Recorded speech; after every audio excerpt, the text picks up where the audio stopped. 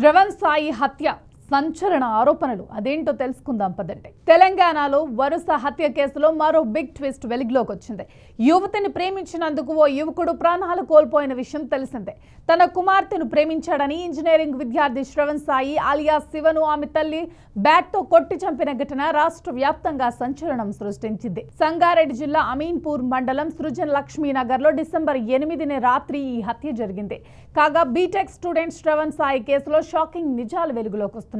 సంగారెడ్డి జిల్లా అమీన్పూర్ లో బీటెక్ విద్యార్థి పరువు హత్యకు గురైన కేసులో సంచలన విషయాలు బయటకు వస్తున్నాయి. ప్రేమ వ్యవహారమే అతని హత్యకు ప్రాథమికంగా నిర్ధారణ అయింది. మృతుడు శ్రవణ్ సాయి ఏపీలోని ఉమ్మడి కృష్ణా జిల్లా నందిగామకు చెందినవాడు. హైదరాబాద్ శివారు మైసమ్మగూడలోని ఓ ఇంజనీరింగ్ కాలేజీలో చదువుతున్న అతను కొన్నాళ్లుగా తన 10th క్లాస్మేట్ శ్రీజతో ప్రేమలో ఉన్నాడు. తాజాగా కృష్ణకు చెందిన శ్రవణ్ సాయి హత్య కేసులో మరిన్ని సంచలన విషయాలు వెలుగు చూశాయి. ఆ అబ్బాయి ఎవరో నాకు తెలియదు, నా కూతురు గర్భవతి అని తెలిసింది. తప్పు చేసిందని ఆమెను కొట్టబోతుండగా అడ్డు రావడంతో అతడికి దెబ్బలు తగిలాయి.